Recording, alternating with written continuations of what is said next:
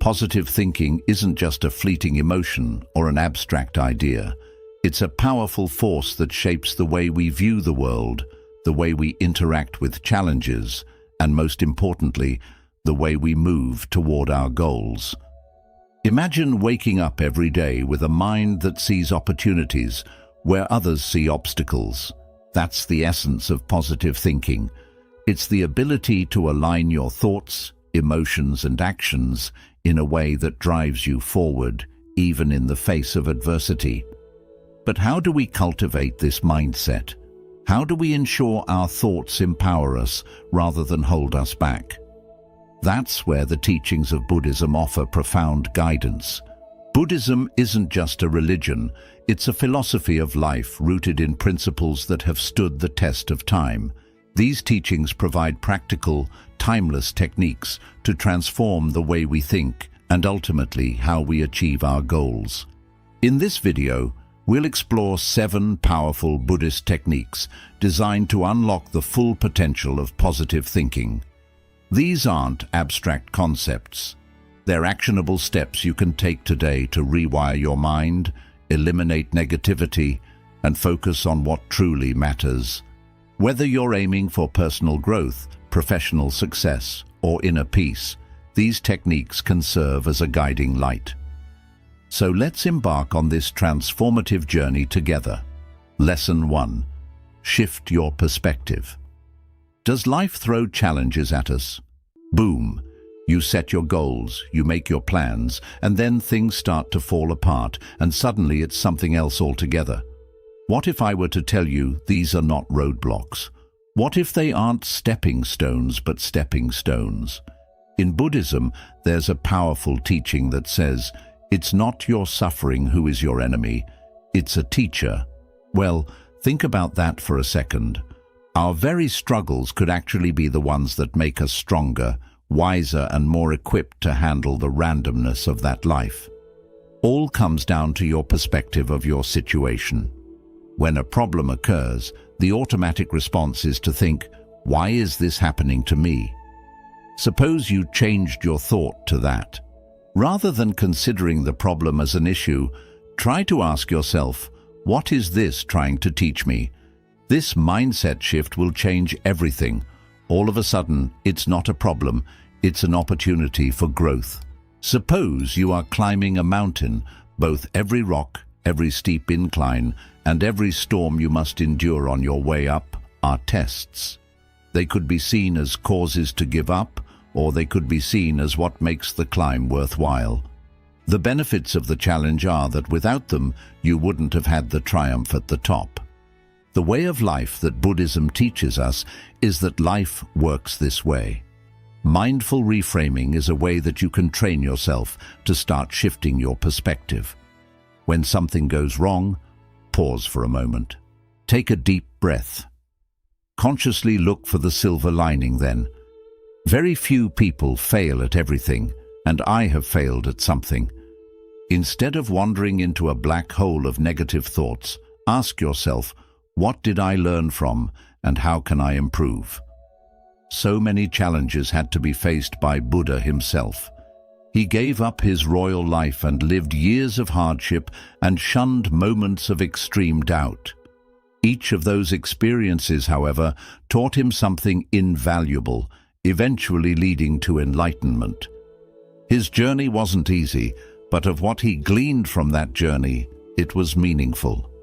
As you begin to view challenges as opportunities, you begin to become a resilient individual. You relax your hold on fear of failure and open yourself to growth. The best part? It's contagious, and here's why. After you've started to think this way, you'll find positivity will come pouring into every aspect of your life. You won't fall anymore. They'll build you. So the next time life throws a curveball at you, remember, it's completely up to you how you choose to view it. Or you can let it destroy you, or let it change you. When you change perspective, you'll be surprised how the world changes with you. Lesson 2. The practice of mindful speech. Have you ever reflected on the words you speak every day? Not only what you say out loud, but also what you whisper to yourself in your mind. We don't realize just how powerful words are. They bring into image how we envision ourselves, in the way we have chosen to express ourselves, how the process goes in order to achieve goals, and how other people will perceive us. In Buddhism, there's a principle of right speech that advises us to use our words consciously, kindly, and with intention. That is not just about being polite or not using harsh language. It's deeper than that. What right speech is about is recognizing how remarkable the power of words is in our mind and around us. Think about it. When you tell yourself, "I can't do this," or "I'm not good enough," you're sowing seeds of doubt into your mind every single time. Whatever seeds you plant will grow just like a garden. Now let's flip that around. What if you could talk to yourself, encouraging yourself on the way? Instead of, "This is too hard," you say, "I'll figure it out." "You're not smart enough." Instead of, "I'm not smart enough, I can learn." Even these tiny words can change your mindset with time. This doesn't mean you are ignoring reality or pretending everything is perfect. Instead, it's about choosing to position yourself and your thoughts and words in such a way that allows you to feel empowered. When you speak what you are in your values and goals, you build a solid foundation of self-belief that nothing can shake. Let's link this into your goals. Have you ever considered the amount of times we sabotage our dreams by the very way we talk about them? "You cannot. I shall never get there. People like me do not succeed." These are invisible chains that keep you from moving until you even start from the very first step. Instead, when you realize you are breaking those chains by simply being conscious and changing your language, like, "I'm working toward it," "I'm getting better by the day," you can do it. Right speech doesn't just involve what you say to other people, it's also what you say to yourself. Celebrating the possibility of your goal is not wishful thinking. It is an act of putting your mind in the right place, and it's a way of telling yourself, "I'm capable, I'm going." Here's a simple practice to try. For example, every morning say one positive thing about yourself or your goals out loud. It may feel awkward for a minute, but stay with it. Something like this would work. "I'm learning to grow," or even "I have what it takes to succeed." As time goes by, you come to believe these sentences. That voice within, however, becomes part of your inner voice. The voice that channels your efforts when challenged, tells you what matters, helps you through. Again, words are a mirror. How you see yourself and the world is represented in your reflection, and your reflection in how you see yourself and the world. Saying things positively will start to make you see things positively. Mindful speech isn't simply about talking, it's about making a reality that feels like your goals are attainable and that your journey has purpose. Lesson 3. Focus on the present moment. We often find ourselves trapped in two places that don't really exist, the past and the future. We're replaying old mistakes, wishing we'd done things differently. Next, we're anticipating what's next, anticipating scenarios that may never occur. But where does that leave us? Stuck. While we're in a cycle of regret and anxiety, the only moment we really have is slipping away unnoticed. Buddhism offers a profound remedy for this struggle, mindfulness. It's the art of grounding yourself in the right now, of feeling each and every second that comes. By focusing on the present, you release the burden of yesterday and the anxiety of tomorrow from your mind. This is where positivity starts to come through. Think of it this way, but when you're looking back all the time, your mind starts to fill up with doubts. What if I hadn't made that mistake? Why didn't I try harder? They take your energy drain and they take your confidence. Instead, worrying about the future, I might fail or I am not good enough, can be quite fearful. All together, working together, These doubts and fears create a mental prison of fear where you do not accomplish your goals. Being present gets you out of that prison. In practice, when you dwell on what you can do right now, you are thinking and acting deliberately, and your energy begins to become in alignment with your purpose. The power of the present moment is this: it keeps you grounded, productive, and open to possibilities. I am a big fan of using mindfulness meditation as one of the best ways to cultivate present moment awareness. And here's the good news: it's incredibly simple. Close your eyes and find a quiet spot to sit. Breathe in and feel that sensation of the air going into your lungs. Let your lungs empty and release it. And it will, though you don't have to force it. If your mind starts to wander, gently guide it back to your breath. It's like training a muscle.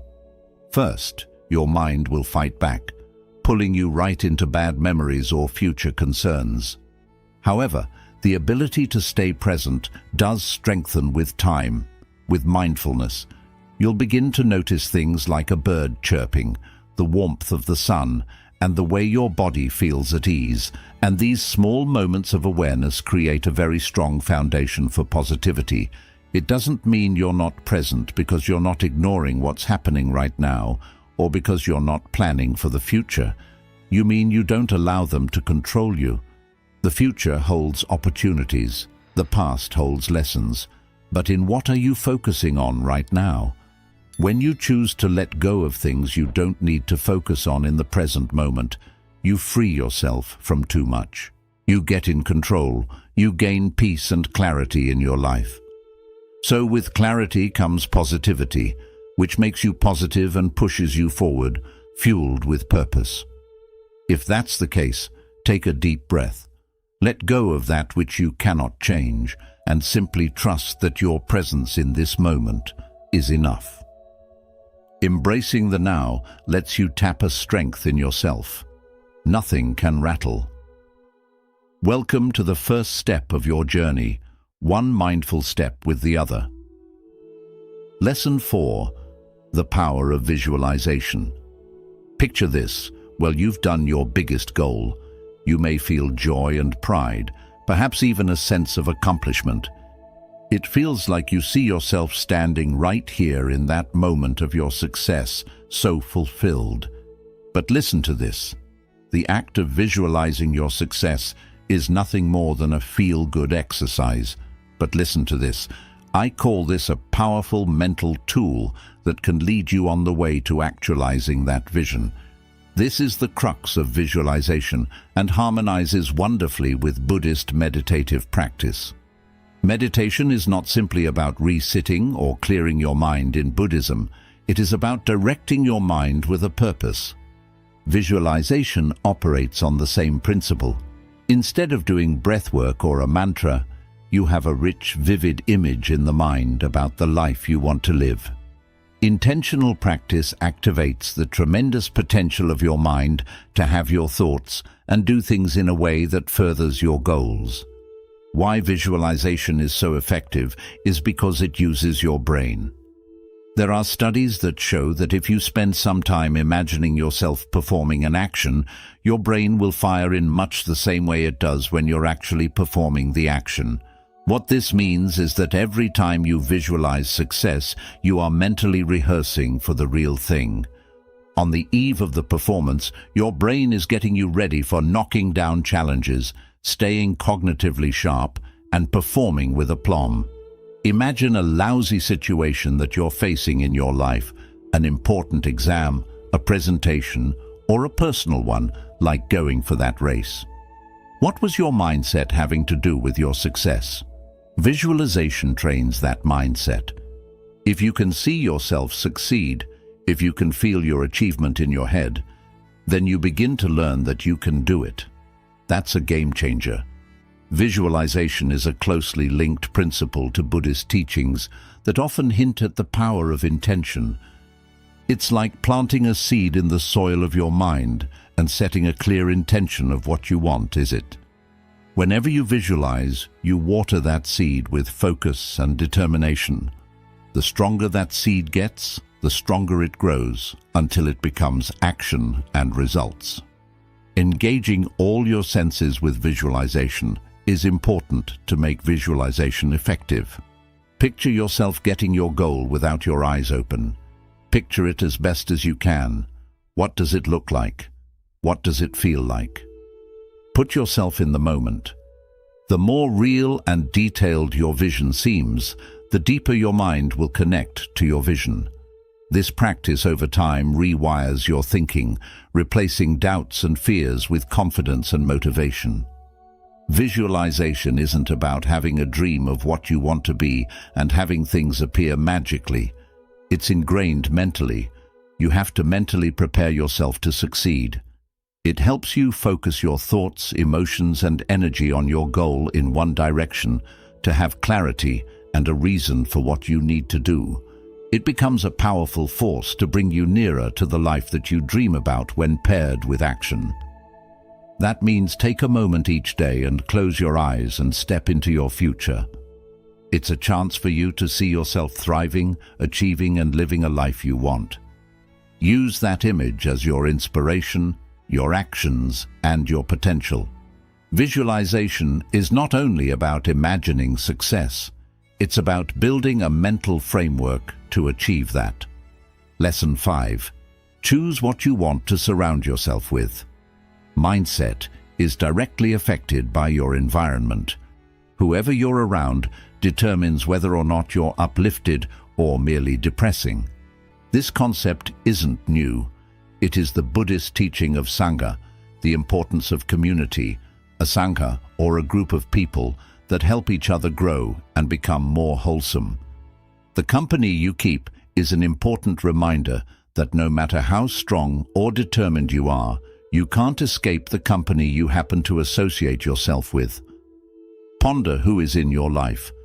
Are they helping you become better, or are they seeding doubt and fear? Your energy is contagious. You can sense the energy of those around you. If you are with people who believe in possibilities, who believe there is hope for everything, then their mindset starts to contaminate you as well. Their words, actions, and perspective have inspired you not just to rise, but to rise above, to make challenges your target, and to be at your strongest when things get tough. At the same time, there can be just as powerful negative influences, but in different directions. Constant criticism, complaining, and focusing on what's wrong in life can force you to run out of energy and allow reinforcement of self-doubt.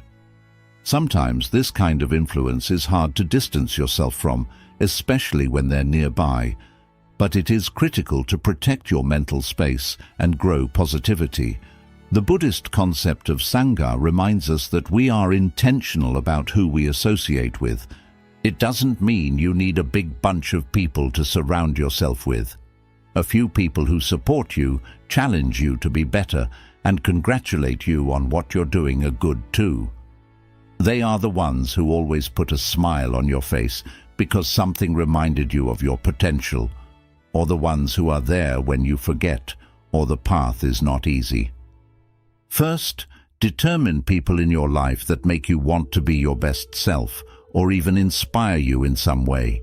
Spend more time with them, talk to them, meet them, learn their views on things, and tell them where you are going. Your positive relationships are fuel for your trip, the energy to keep you going.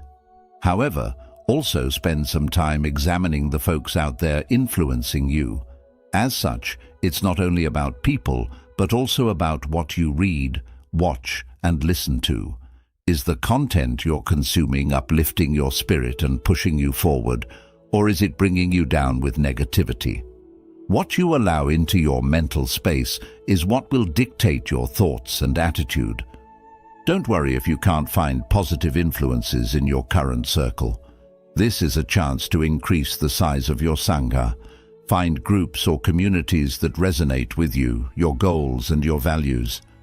Find spaces where you can connect with people who have similar aspirations, whether it's a class, a hobby group, or an online forum. They can allow you that encouragement and accountability you need to stay on track. Don't forget that building a positive environment is a never-ending process. What it's about is creating a space where positivity reigns, curating a place where your goals actually feel supported, and you're not alone on some of the journey. You will find it getting easier and easier to build your Sangha as you go, and the more you surround yourself with positive influences and people, the more your mindset is getting more resilient, your energy is getting more focused, and your path is getting clearer. At the end of the day, the people that you hang around with mold you into the person that you are. When you curate your circle wisely, you can see firsthand how your life starts to change when you're surrounded by those who uplift and inspire you. Lesson 6.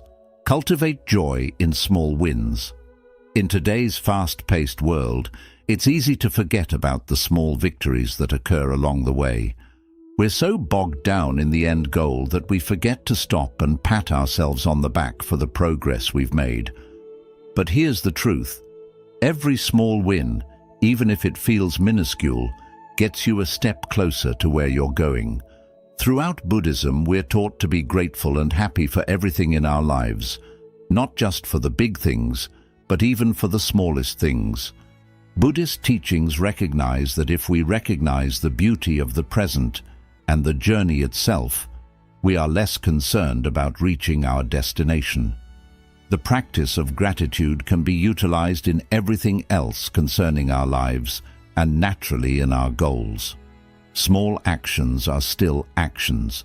They still move you forward every time. Regardless of whether you are writing a page of your book or finishing a task or simply staying consistent, these moments are worth marking. It's important to grow joy in these small wins because it changes your mindset. Looking back on what you did and how far you came will definitely keep the motivation cycle going strong. It's like giving seeds of joy and gratitude in your head, and those seeds grow into stronger feelings of your ability to succeed. So, if you catch yourself celebrating these small moments over and over, you'll learn to feel good about where you are instead of falling short or chasing something unattainable. The original idea behind it has something to do with Buddhist satisfaction with what is. In Buddhism, instead of always being out for more, we learn to find peace in the now. No matter how small, every small victory is a chance to consider, congratulate, and be thankful. In fact, by celebrating these moments more and more, it begins to train your mind to think of abundance, not lack. The key here is to make this part of your life. To do that, first appreciate your progress every day. Instead of looking for the big win, focus on the small wins that keep pouring in every single day. It's here and waiting for you in the little steps, everyday efforts and little victories. The more you begin to cultivate joy in these moments, the more you'll begin to see that your journey is actually becoming more satisfying and fulfilling. It is gratitude for each step that brings you closer to your destination, but also enables you to savor the road you're on. If you start practicing this gratitude for small wins, you will find that your energy stays high, your motivation never dies, and your confidence grows. Every little thing you win is a reminder that you can, that you are making progress, and every step of the journey deserves to be celebrated. Of course, don't wait for the big moment. Find joy in the next step, and that joy will change the whole trip. Lesson 7. Embrace the concept of detachment. Losing control of the things you couldn't control is one of the most liberating lessons in life. Detachment is the essence of it, a principle of great Buddhist power. Let go of outcomes and concentrate on the process. It might sound counterintuitive, the opposite of how we're generally taught to react. Hang on to our dreams and work to make these dreams come true. Detaching doesn't mean that you give up your goals. This means to approach them in a clear, balanced, and free of unnecessary stress way. If you hold on too tightly to a certain outcome, Your happiness depends on achieving it. Everything can fall apart if things don't go as expected. Frustration, worry, sadness, and this attachment to results turn into a cycle of heavy stress, negative thoughts, and feeling drained under all this negativity. On the other side, detachment allows you to give your best without being pulled down by fear of failure or being overly stuck on success. One of the first lessons in Buddhism is that suffering often comes from clinging to people, things, or expectations. Detachment never means being uncaring, which many misunderstand. It's the awareness that you cannot control everything and that life is always changing. If you accept this, you free yourself from the belief that things must only happen in one way to be good. Detachment does not mean you don't care or lack passion for your goals. It means you don't get lost in the what-ifs and instead shift your focus away from the unknown, bringing it back to the process, the actions you take today, and the effort you put in. The truth is, when you let go of the need for a certain outcome, you become open to other possibilities you may not have imagined. You stay flexible, strong, and present. For instance, let's say you are working toward a promotion at your job. Detachment doesn't mean you stop trying, doing, or caring. Because the result is uncertain, what it really means is that you stay dedicated, keep improving your skills, and give your best without letting the outcome decide your self-worth. This way of thinking not only lowers stress, but also encourages you to remain positive and motivated throughout the journey. Detachment is powerful because it allows you to set aside what you can't control and focus fully on what you can. You can never fully know the ending. You can only give effort, keep a positive mindset, and take good actions. The shift in focus helps keep your energy on what truly matters, growing and learning. Through mindfulness meditation, you can practice detachment. Take a few quiet moments during the day to sit still and focus on your breathing. When thoughts of outcomes or what-ifs appear, notice them but let them pass. This practice helps train your mind to release expectations and remain present in the moment. As you embrace detachment, you'll see that your journey feels lighter and filled with more joy. Stress begins to fade away, leaving behind a calm focus you can carry forward. You'll start viewing setbacks as lessons to learn from instead of failures to fear. Most importantly, you'll realize that your happiness doesn't depend on outside results, but is something you can create within yourself. Detachment lets you give your best while staying free from the burden of outcomes. It's not about giving up on your goals, but about releasing the fear and stress attached to them. When you find this balance, positivity naturally becomes your companion, and your journey feels just as meaningful as the destination. Positive thinking isn't just something you practice when you wake up. It's a way of living that guides you closer to your goals and shows how far you can go. In this video, we've looked at powerful Buddhist practices that reveal the hidden strength of positive thinking. No matter what stage of life you are in or how stuck you might feel, these teachings give you steady steps toward a freer, more meaningful life. Starting with changing your perspective, speaking mindfully, imagining success, growing joy, and practicing detachment. But the truth is, knowing all this is never enough. When you start taking action, things begin to shift. You don't need to make a huge leap. Just start small. Choose one practice that stood out to you today and include it in your daily routine. Keep at it until it becomes natural. Change doesn't happen in an instant, but it builds step by step, slowly moving you toward the life you want. The power of positivity isn't something you have to search for. It already lives within you. These methods, and others like them, are simply tools to help you uncover it, nurture it, and trust it. The road won't always be easy, but each time you stay committed, you reshape your mind, sharpen your focus, and unlock your potential. So here's a challenge for you. Take one step today. Reflect on what you've learned and ask yourself, what's one small thing I can do differently? Write it down, stay committed, and begin now. Your future self will thank you, and as you move forward, remember this.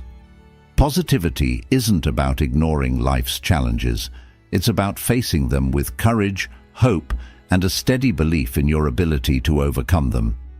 With these techniques and a positive mindset, no goal is too big and no obstacle too difficult. If you found this video helpful, don't forget to like, share, and subscribe to stay connected with more content that inspires and empowers you. Let's continue this journey together, step by step, as we unlock the incredible potential within.